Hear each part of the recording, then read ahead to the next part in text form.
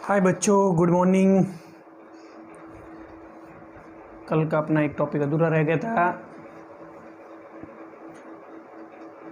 भूगर्भ की आंतरिक संरचना के प्रत्येक स्रोत के अंतर्गत भूकंप विज्ञान के साक्ष्य के बारे में आज हम अध्ययन करेंगे।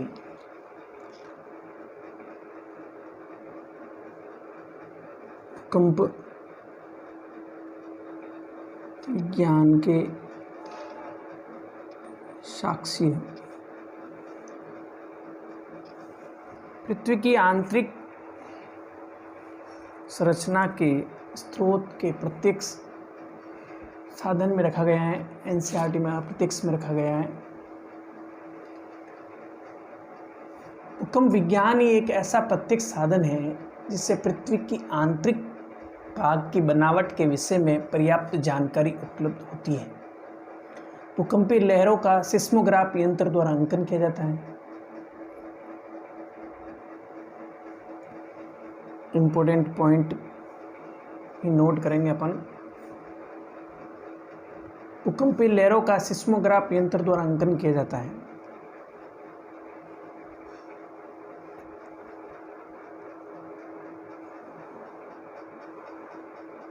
भूकंपीय लहरों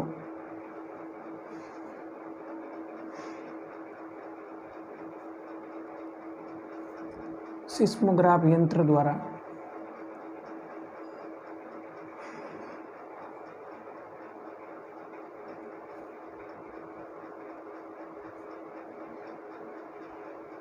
अंकन किया जाता है।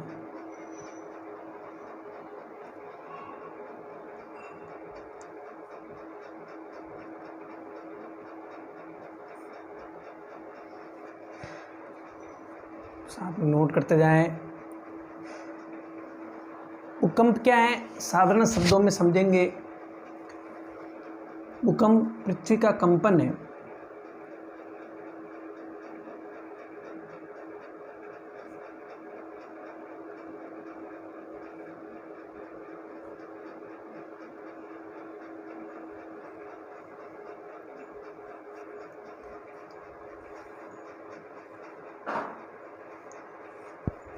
यह एक प्राकृतिक घटना है। ऊर्जा के निकलने के कारण तरंगें उत्पन्न होती है जो सभी दिशाओं में फैलकर भूकंप लाती है।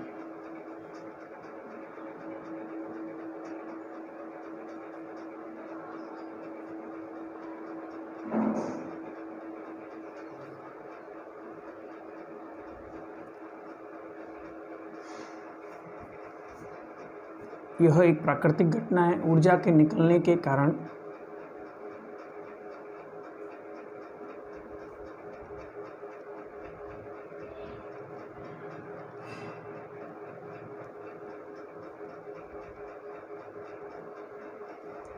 तरंगें उत्पन्न होती हैं।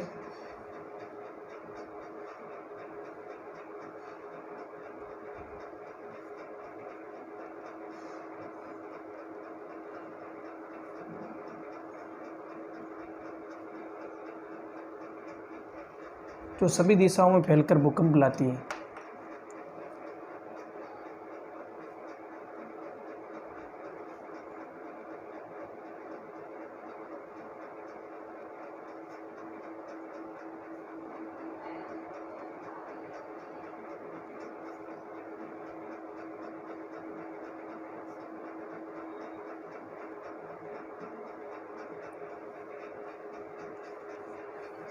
एक बार वापस इसको नोट करें। पृथ्वी की आंतरिक भाग की बनावट के विषय में पर्याप्त जानकारी उपलब्ध होती है।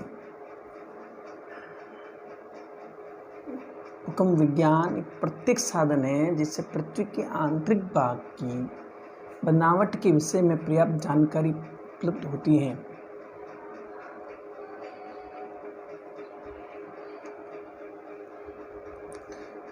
बहुत ही महत्वपूर्ण दो टर्म शब्दावली है, इसको अपन समझेंगे।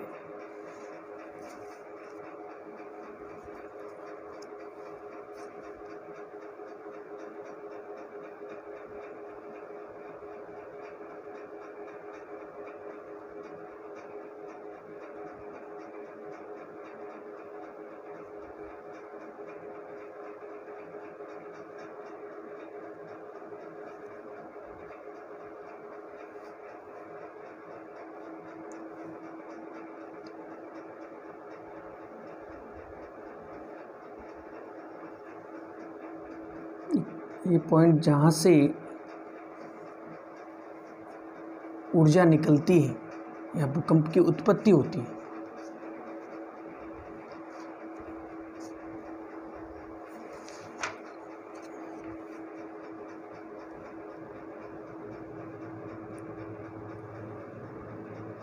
भूकंप मूल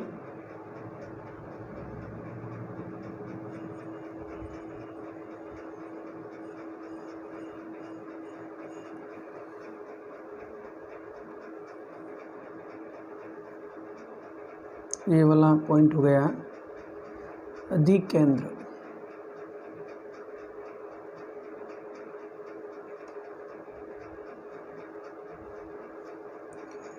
एपिसेंटर।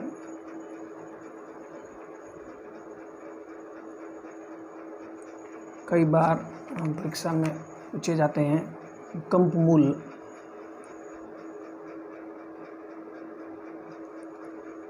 जैसे ये स्थान है, यहाँ से ये ऊर्जा निकली, ये ऊर्जा ऐसे तरंगों के रूप में फैलती है।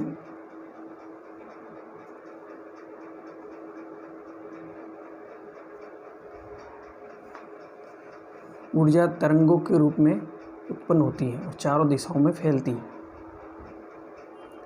जहाँ से ऊर्जा निकलती है, जैसे यहाँ से ऊर्जा निकल रही है, तो यहाँ यह स्थान भूकंप मूल कहलाएगा। इंग्लिश में फोकस।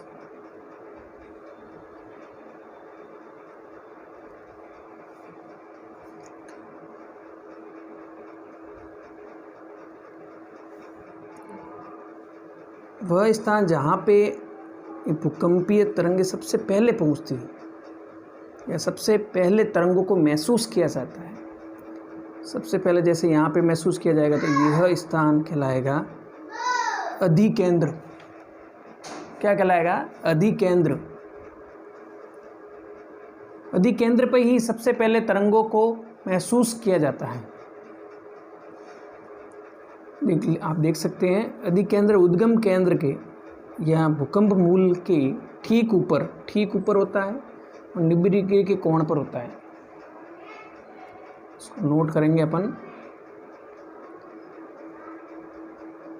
पहला है भूकंप मूल।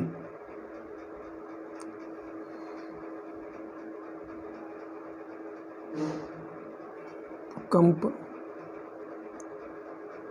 मूल, अन्य नाम भी इसके नोट करने हैं। उद्गम केंद्र,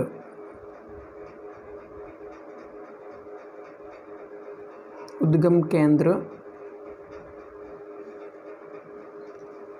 से अवकेंद्र भी कहते हैं। अवकेंद्र।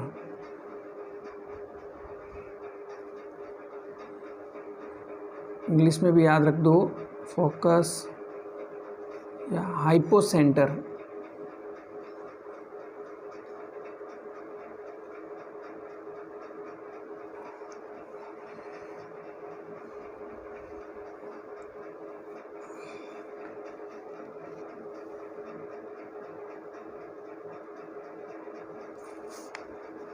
वह स्थान जहाँ से ऊर्जा निकलती है,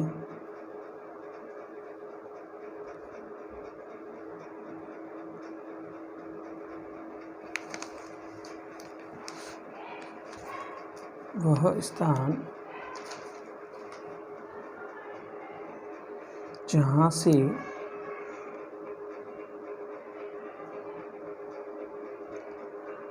ऊर्जा निकलती है,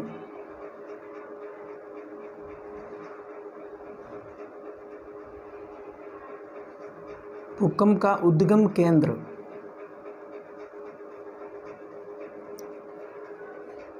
अवकेंद्र या भूकंप मूल कहलाता है।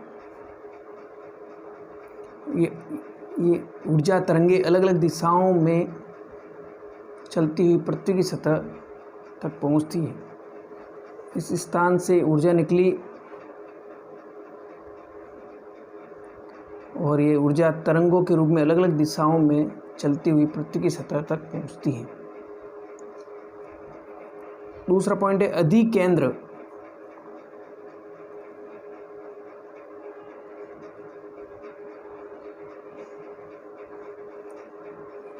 इंग्लिश टर्म याद कर लें, एपी सेंटर भूतल पर वह बिंदु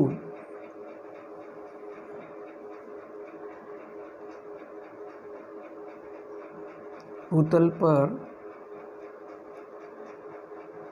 वह बिंदु भूतल पर वह बिंदु जो उद्गम केंद्र के समीपतम होता है,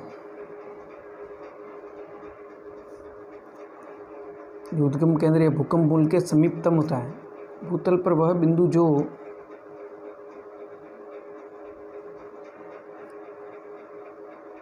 उद्गम केंद्र के समीपतम होता है।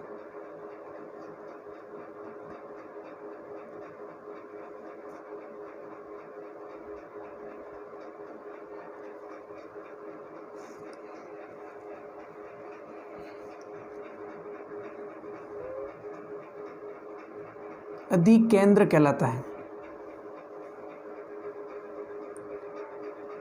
अधिकेंद्र पर ही सबसे पहले तरंगों को महसूस किया जाता है।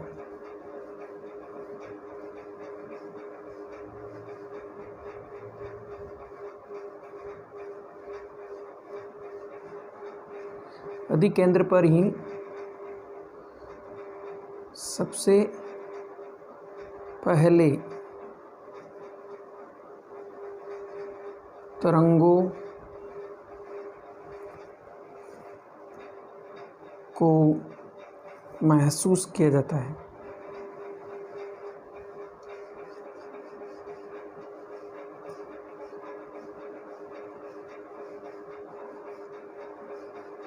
अधिकेंद्र उद्गम केंद्र के ठीक ऊपर, अधिकेंद्र देख सकते हैं आप, ये अधिकेंद्र भूकंप मूल या उद्गम केंद्र के ठीक ऊपर 90 डिग्री के कोण पर होता है।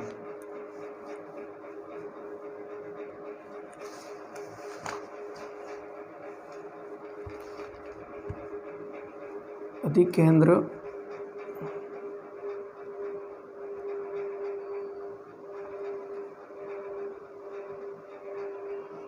उद्गम केंद्र या भूकंप मूल के ठीक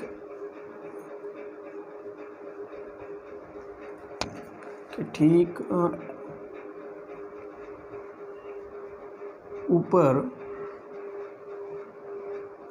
90 डिग्री कोण पर होता है।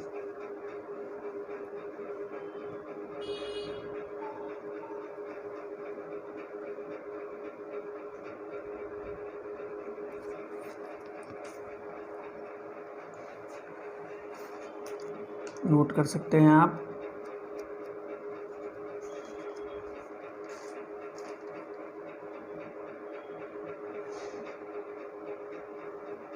भूकंप मूल या केंद्र से 3 प्रकार की तरंगें चलती हैं।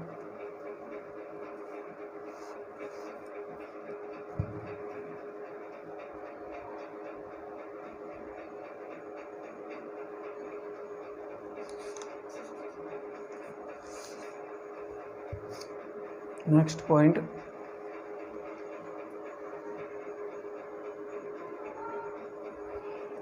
भूकंप मूल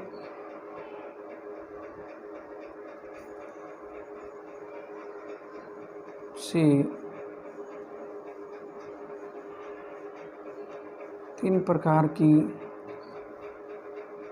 तरंगें चलती हैं।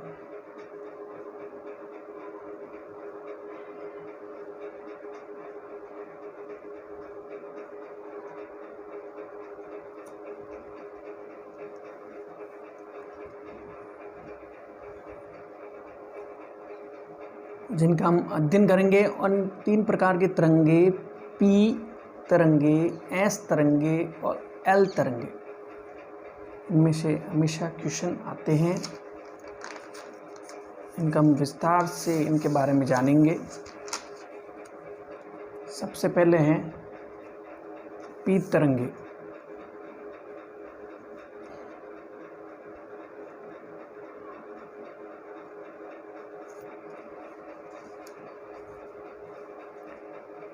इनका अन्य नाम याद रखना है, ऑब्लिक प्राथमिक तरंगे,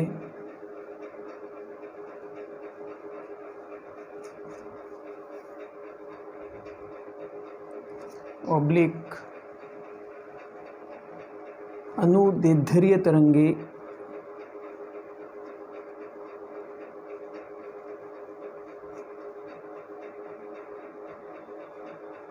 ऑब्लिक संपीड़नात्मक तरंगे।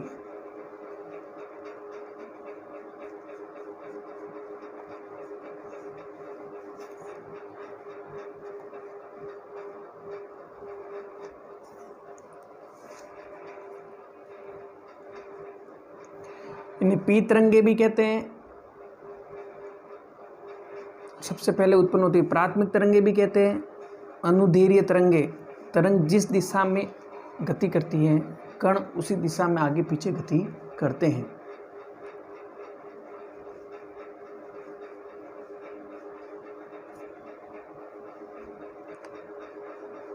इसके अंदर इंपॉर्टेंट पॉइंट नोट करते हैं। इनका संचरण वेग सबसे अधिक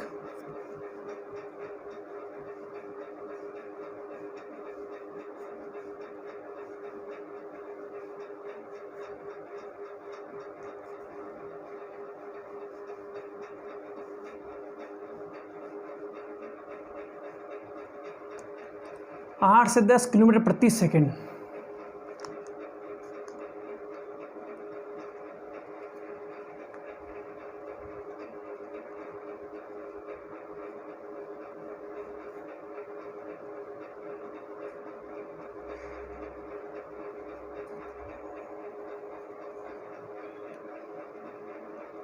तक होता है। दूसरा पॉइंट,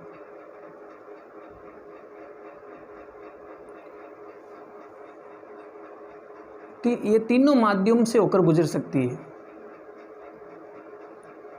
पृथ्वी के ठोस, द्रव और गैस सभी प्रकार के पदार्थों से को पार करती हुई भूपृष्ठ पर सबसे पहले पहुंचती है।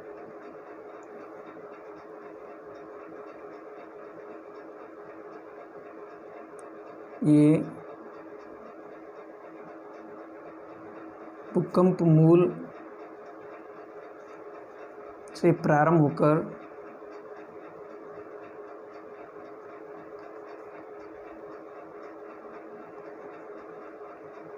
पृथ्वी के ठोस और द्रव्य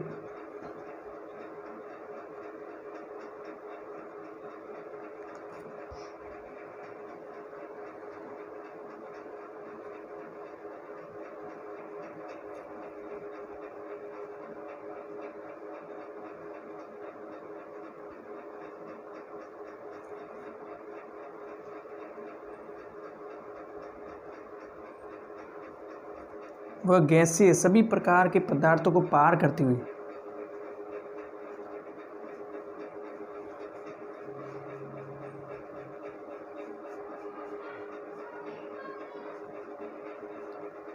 पदार्थों को पार करती हुई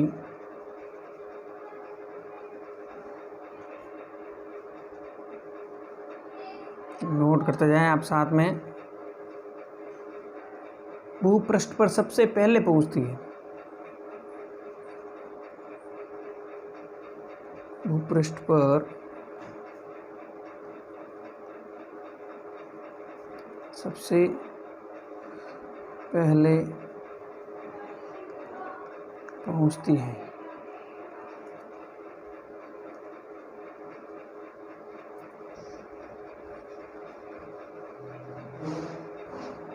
ये तरंगे सेलों में संपीड़न के कारण उत्पन्न होती है।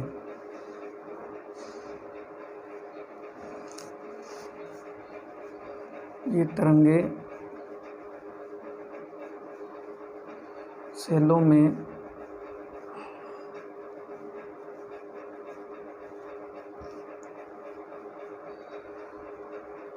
संपीड़न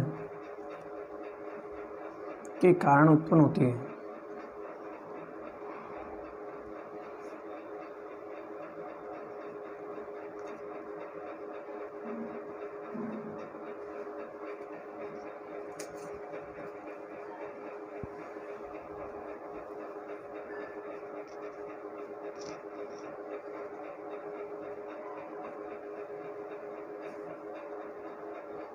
ये ध्वनि तरंगों के समान होती है।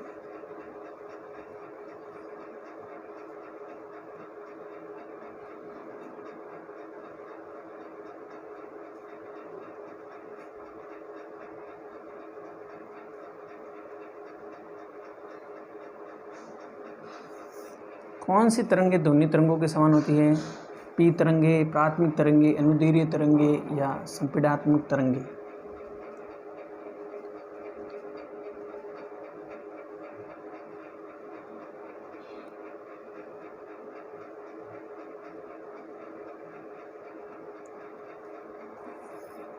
कणों में कंपन तरंग की दिशा में आगे पीछे होता है।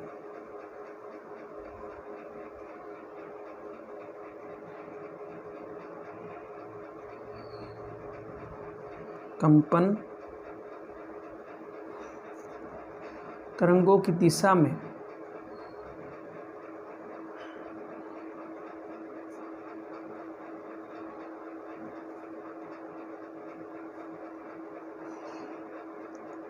आगे पीछे होता है।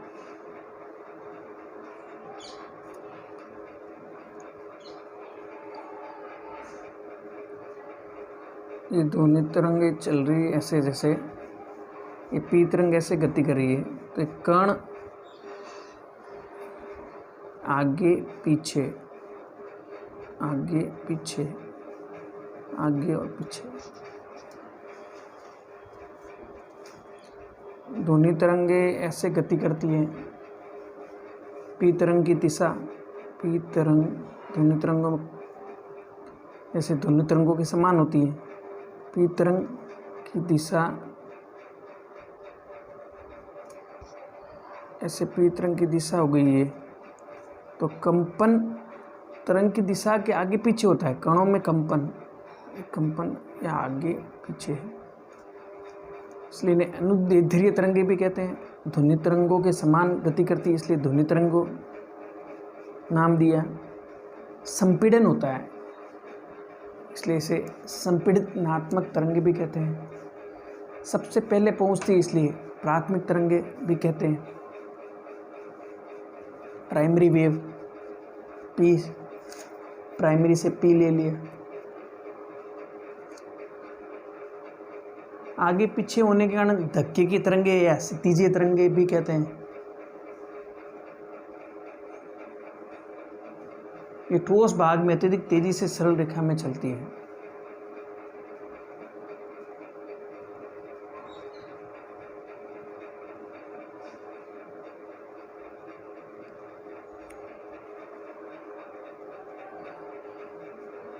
बी, प्राथमिक तरंग के बाद द्वितीयक तरंगे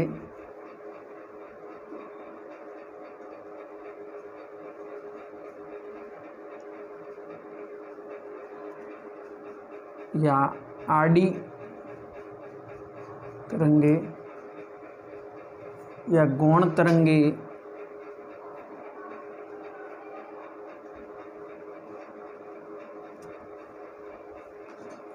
या एस तरंगे।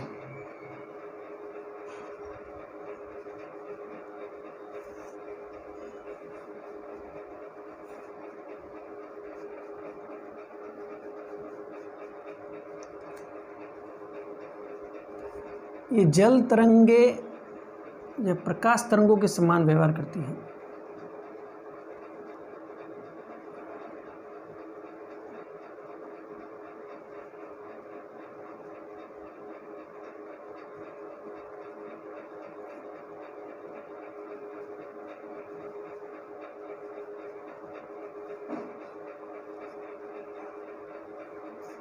प्रकाश तरंग जल तरंगों के समान व्यवहार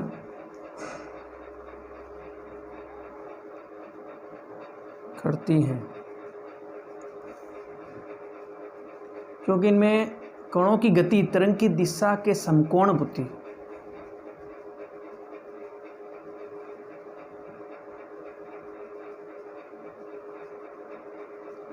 कणों की गति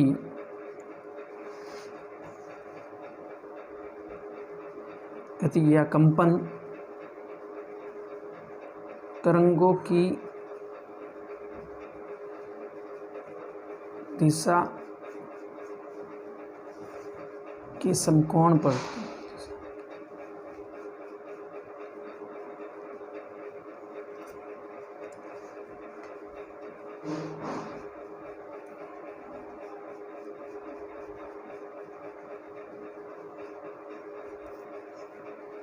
से ऐस तरंगे ऐसे जा रही है, मान लो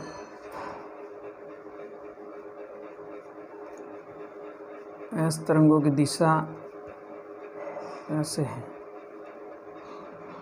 कणों की गति तरंग की दिशा के समकोण होती है। कण ऊपर नीचे ऊपर नीचे ऊपर नीचे, इसमें अनुप्रस्थ तरंगे भी कहते हैं।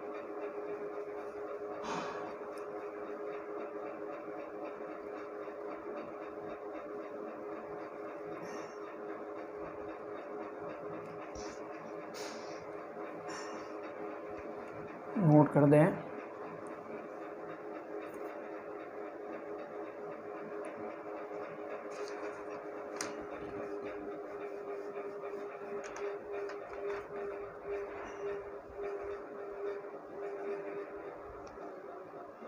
इनकी गति 5 किलोमीटर प्रति सेकंड होती है। नेक्स्ट पॉइंट,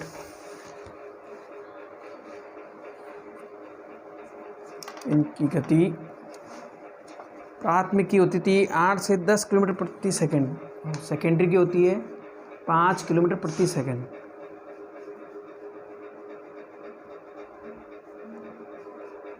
गति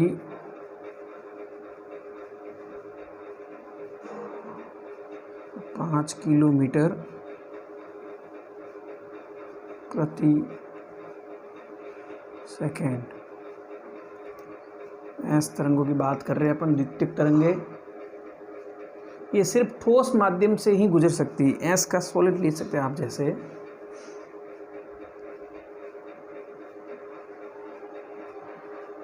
सिर्फ ठोस माध्यम से ही गुजर सकती है।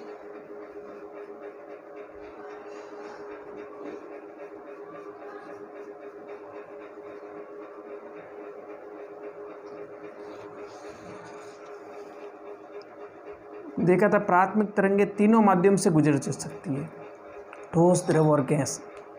लेकिन द्वितीयक तरंगे या ऐस तरंगे सिर्फ ठोस माध्यम से ही गुजर सकती हैं। ये तरंगे तरल अथवा गैसीय पदार्थ से होकर नहीं गुजर सकती।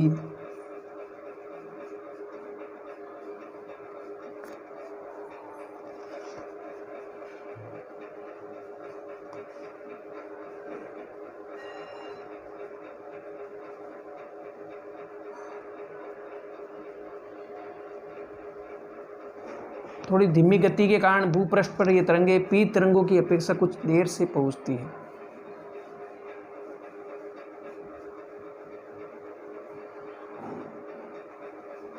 तीसरी तरंग अपन देखेंगे जो पी तरंगे और अपन ने एस तरंगों की बात की। ये दोनों भूगर्भिक तरंगे हैं। पी और एस दोनों भूगर्भिक तरंगे हैं। अब हम धरातलीय तरंग, द्विपृष्ठीय तरंग, एल तरंग की बात करते हैं।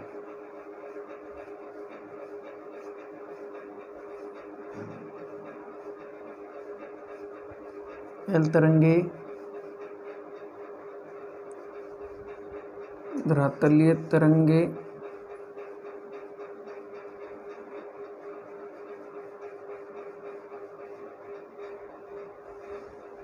दीर्घ पृष्ठीय तरंगे।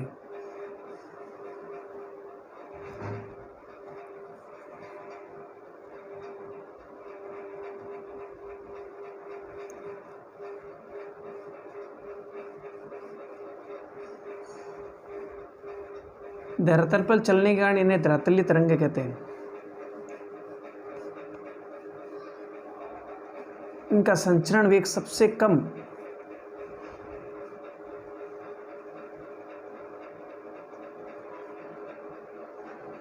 वेग सबसे कम 3 किलोमीटर प्रति सेकंड।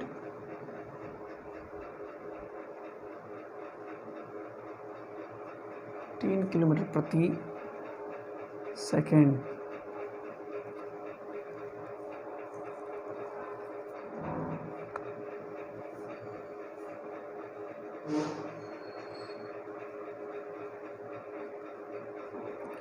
धरातल पर ये तरंगे सबसे लंबा मार्ग तय करती है, इसलिए इन्हें दीर्घ पृष्ठीय तरंगे, लॉन्ग सरफेस वेव भी कहते हैं। ये अत्यधिक प्रभावशाली तरंगे होती है, धरातल पर इनका प्रभाव काफ़ी अधिक होता है।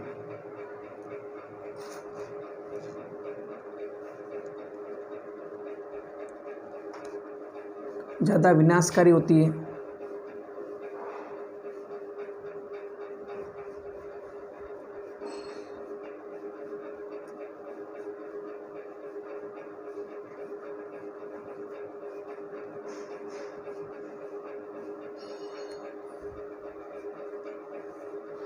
शैलें विस्थापित होती है और इमारतें गिर जाती है।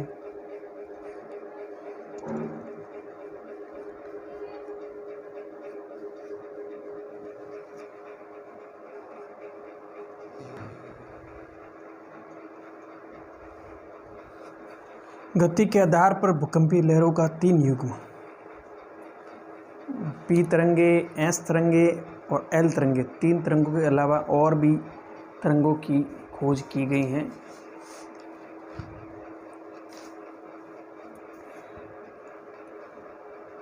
पी तथा गति के आधार पर भूकंपीय लहरों का 3 युग्म बनाया है। पी तथा एस लहरों का युग्म, इनकी गति सबसे अधिक होती है। फिर पीजी तथा एसजी लहरों का युग्म, इनकी गति सबसे कम गति किसकी होती है? पीजी और एसजी तरंगों की खोज की जेफरीज ने। तीसरा युग्म है पी स्टार तथा एस स्टार लहरों का युग्म, इनकी गति प्रथम 2 के मध्य होती है। खोज है कोनार्ड। पीजी और एसजी लहरों की खोज किसने की? कोनार्ड। एक बार आप वापस नोट कर सकते हैं।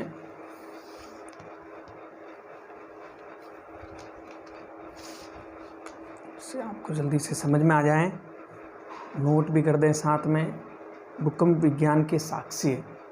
भूकंप विज्ञान ही एक ऐसा प्रत्यक्ष साधन है जिसे पृथ्वी के आंतरिक भाग की बनावट के विषय में पर्याप्त जानकारी उपलब्ध होती है। भूकंपीय लहरों का सिस्मोग्राफ यंत्र द्वारा अंकन किया जाता है। शॉर्ट में देखेंगे भूकंप को। अगले अध्याय में अपन भूकंप के बारे में विस्तार से अध्ययन भी करेंगे। भूकंप पृथ्वी का कंपन है। यह एक प्राकृतिक घटना है। ऊर्जा के निकलने के कारण तरंगें उत्पन्न होती हैं जो सभी दिशाओं में फैलकर भूकंप लाती है।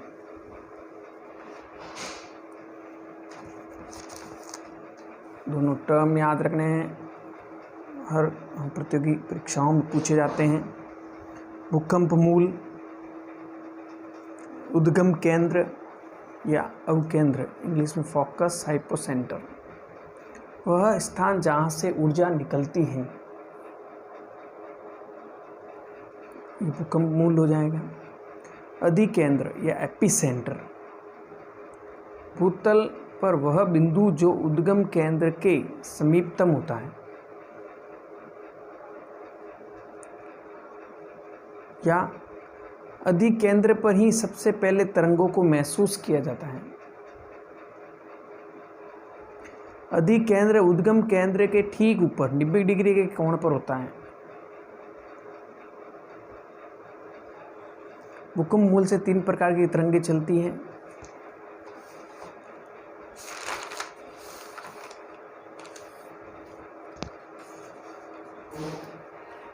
पहली है पी तरंगे, प्राथमिक तरंगे, अनुदैर्ध्य तरंगे या संपीड़नात्मक तरंगे।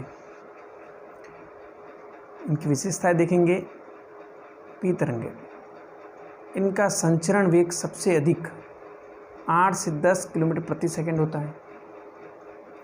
ये भूकंप मूल से प्रारंभ होकर पृथ्वी के ठोस और द्रवीय व गैसीय सभी प्रकार के पदार्थों को पार करती हुई भूपृष्ठ पर सबसे पहले पहुंचती है। ये तरंगे सैलों में संपीड़न के कारण उत्पन्न होती है। ये ध्वनि तरंगों के समान होती है।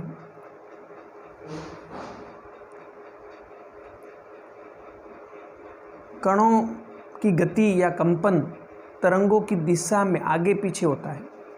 जैसे ये पी तरंग ऐसे गति कर रही है तो कणों में कंपन पी तरंग की दिशा के आगे और पीछे होगा।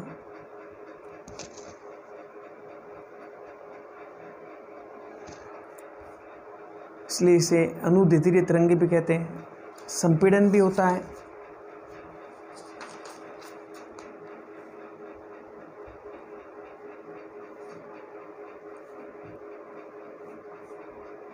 कंपन की दिशा तरंगों की दिशा के समानांतर होती है।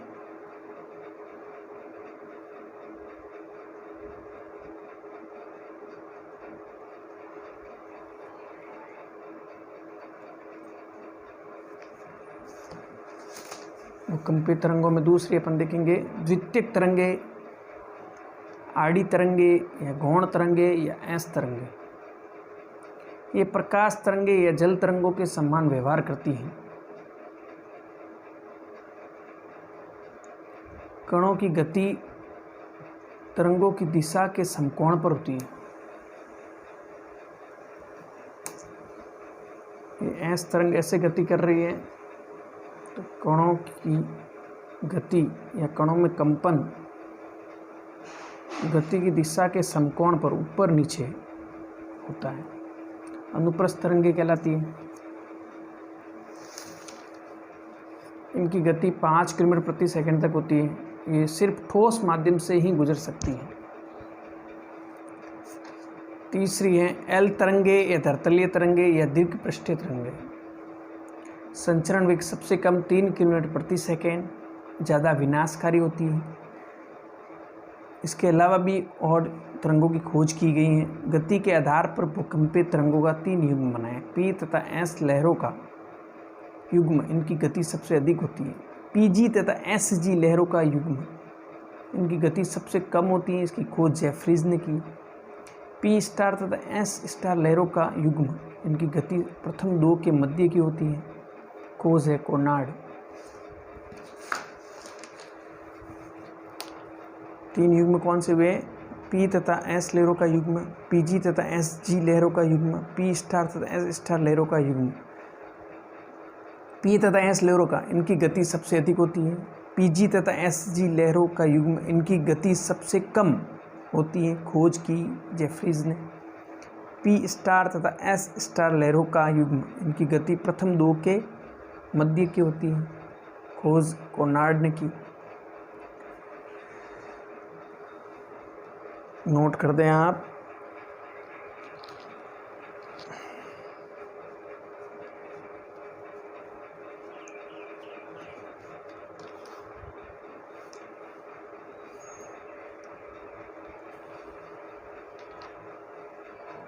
Bye, thank you. वीडियो को लाइक एंड शेयर ज़रूर करें।